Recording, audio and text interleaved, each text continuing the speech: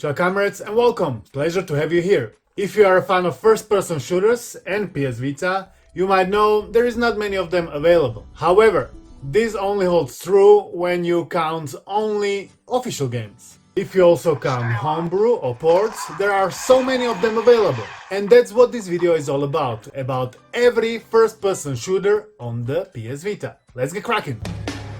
First, I would like to say that I'm not counting any PSP or PS1 first-person shooters. We'll keep all of those for a separate video, cause this category is also quite big. For now, we are only focusing on native Vita games. And first one is Conduit HD. This one honestly looks and plays so good. Originally, it was released on a Nintendo Wii, then it was ported to Android as a Tegra exclusive, and then to PS Vita by Rin and Flow as a Homebrew exclusive. And they did a great job. It controls nicely with dual joystick setup, all controls were mapped to physical Vita buttons, performance is okay, there are some dips but nothing major, game is not as linear, you can roam around before proceeding to kill all the monsters. Overall, top-notch homebrew, as good as number 2, Battlefield Bad Company 2. This one is a bit more linear than Conduit, but still I would consider it a fun experience. It is an old-school Android first-person shooter ported to Vita. That means going from point A to the point B and shooting everything alongside the way. There are many different weapons to use, in many different missions, in different environments. Touch controls were mapped to joysticks and physical buttons. Frame rate is okay. In case you want to install any of these Android ports, your Vita needs to be hacked and you need to follow the setup instructions on the official GitHub release page. Or you can cheat and play the piracy card. The games were along the listed from the stores anyway, so I think this counts as preservation. Modern Combat 3 Fallen Nation is another old-school Android port that found a second home on the PS Vita thanks to Glintwine. Many people are not as excited to have these old Android games being ported to Vita, but I love them. I wish more of them would come, and I think now more than ever there is a chance they are going to come. Because new PS Vita homebrew contest called Rayhen is here. In the prize pool right now we have $1,700 American dollars. I'm sure that's a big enough incentive for the developers to bring something cool. You can find more information about the contest in my previous video or on the website. I feel some cool N64 decompilations are going to come sooner or later, exactly like the port of Perfect Dark. Rin was able to optimize it to perfection with almost stable 60 FPS. He even added trophy support with latest update. This surely feels like an official Vita game. Thumbs up for that. By the way guys, topic for this video was chosen by my dear Patreons and channel members. Yeah, I know the post was made a while back, still big shout out to every one of you that still keep supporting me. I truly appreciate it. Now let's look at the port of Unreal. This port is based on a reconstructed source code of the Unreal Engine 1. As you may have noticed, I still haven't included single official first-person shooter Vita game, because I want to show you the best of homebrew first, and Unreal is certainly one of them, in spite of occasional slowdowns.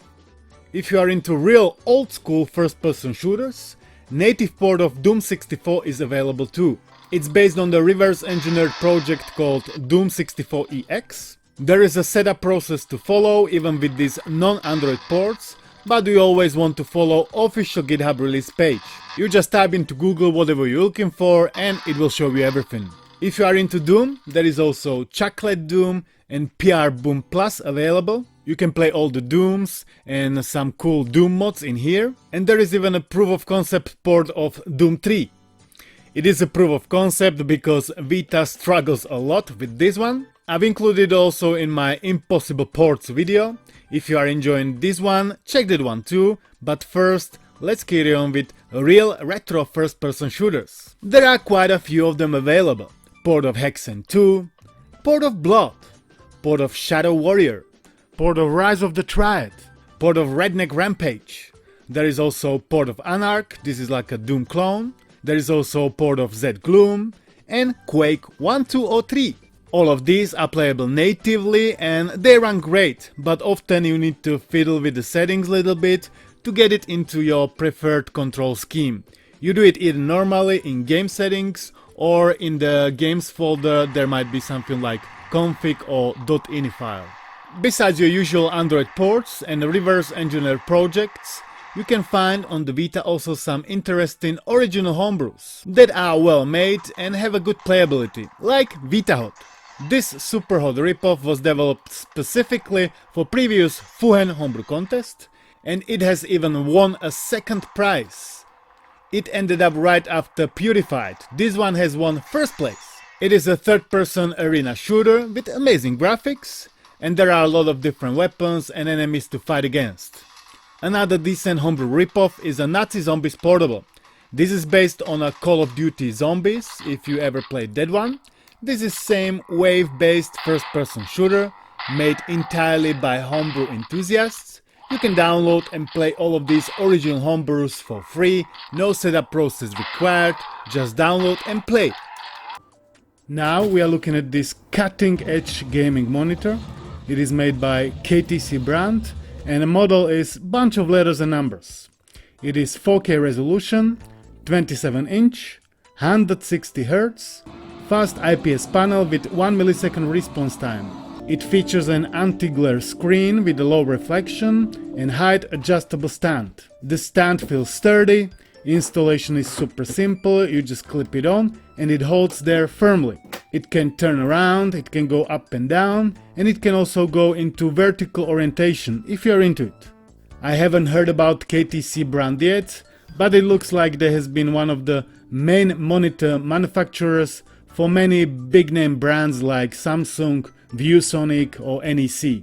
The monitor came in a big box, fully protected. Inside the box there was monitor, stand, power adapter, DisplayPort cable, warranty and manual. And they provide 3-year warranty for this monitor. From the bottom of the monitor there are ports for power input, USB-A for updating the firmware of the monitor, 2 HDMIs, 2 display ports and 1 headphone jack.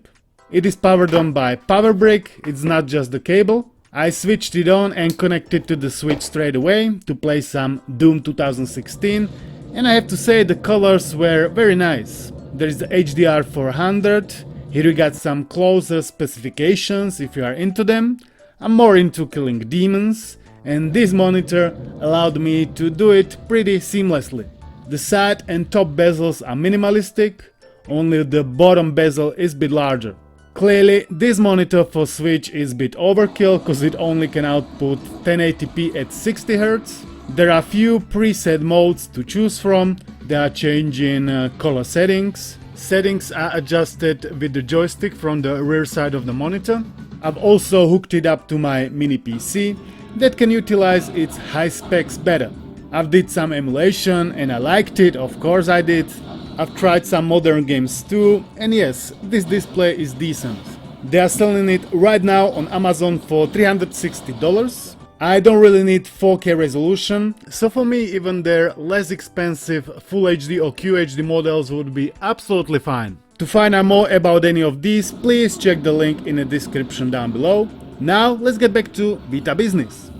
One of the pinnacles of homebrew first-person shooters is surely a port of Vita 3D, which allows us to play Half-Life 1 and its mods and Counter-Strike 1.6. I'm a huge fan of this homebrew, it runs great, there is a lot of fun to have here, you can play Counter-Strike against bots. Recently there was even development in a port of 3D FWGS, which is like a successor of original Vita 3D. FWGS is still being actively developed and maintained, whereas the older version is done and dusted, no more development in that one. Another pinnacle, at least for me, is a native port of Aliens vs Predator Classic 2000. This game is insanely hard even on the easiest difficulty. The controls and frame rates are okay, but you need to beat the level in order to proceed. You cannot save at any point, and when you get killed in the middle of the level, you need to start from the beginning. Not a big deal, it just takes a bit of practice. In this game you can also play 3 single-player campaigns as a Marine, Predator and Alien. That's already like a 3 games in one, because each race controls and feels very differently. And on top of that, there is also skirmish mode available, where you just have to last the longest until you get killed, inevitably. I could have included any of these as well as Return to the Castle Wolfenstein with the real retro first-person shooters, but I feel like they deserve to be here in the pinnacle category. They were surely staples back in the day, and I'm proud they were preserved and are fully playable on the Vita in native form in 2025 and beyond. You never know what kind of wizardry might Renegatamente pull off next. He was tampering a bit with Medal of Honor Allied Assault 2, but for now that one stays in a dormant category. I know this video is called Every First-Person Shooter on the Vita, but I feel like it wouldn't be complete without at least mentioning games like Max Payne Mobile. These are like a third-person shooters with a twist, and when I'm playing them I feel often better than playing a regular first-person shooter. Max Payne is a shining example of that. Definitely recommend it. Dead Space Mobile is same, it feels great when I'm playing it. There is a bit of survival horror mixed in with the shooting and cutting. It controls and runs great, and if you have Vita, it's a mandatory install. Same like Mass Effect Infiltrator. This one is a third-person cover-based shooter, also Android port, from the golden era when the company cared to create something worthwhile and playable even offline. Again, must install. We got Shadowgun in here too, I've put it on the last spot. It works, but you will encounter some graphical glitches here and there. I believe at first it was also Tegra exclusive game because of the super impressive graphics, at least for the year when it was released. As you can see, there are so many solid unofficial first-person shooters. I'm sure you didn't expect that. Now we can finally talk about some officially developed and released games, like Borderlands 2. This port blew everyone away back in the 2014 when it was first released. Yes, the optimization was not the best.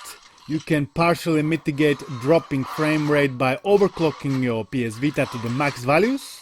Of course, nowadays you can play it on other, much more powerful handhelds. But as I said, to have this kind of AAA game released on Vita more than 10 years ago was nothing short of a true voodoo magic.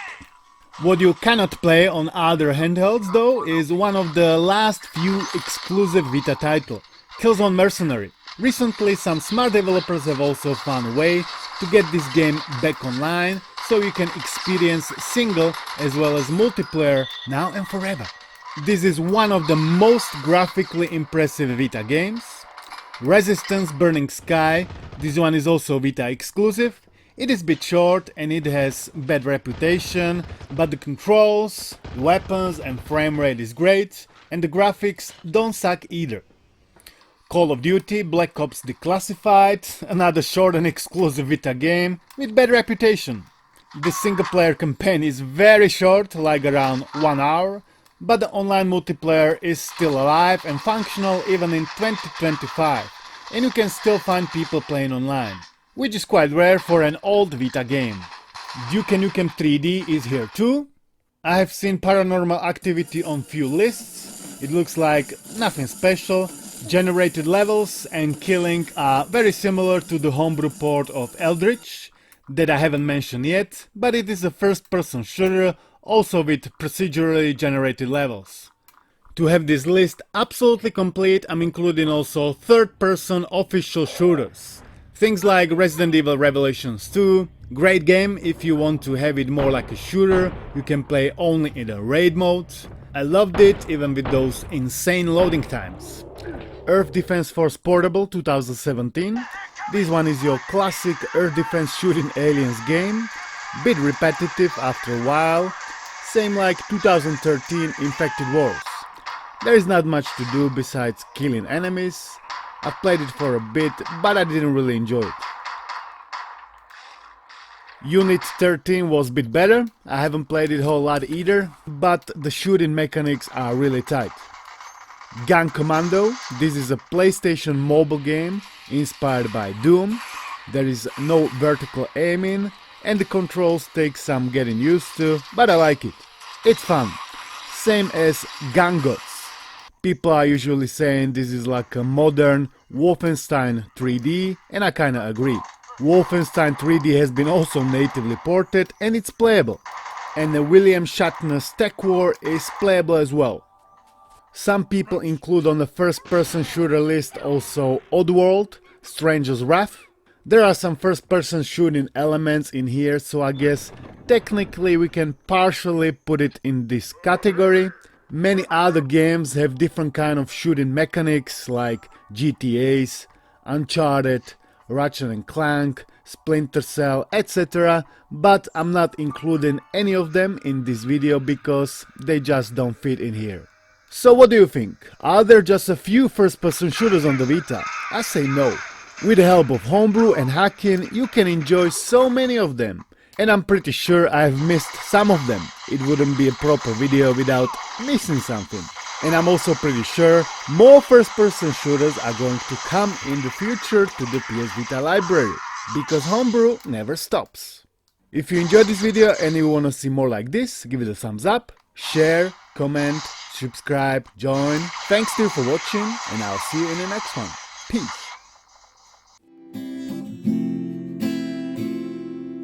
Kúpim si pekný deň za posledné prachy odídem. Všetky staré básne do koša odhodím. Proti zlu sa obrním. Tričko lásky si oblečem. Veď čo ma čaká, teraz nedozviem. Zošku aniela si do vaku dám. Nech ma chráni a pomáha.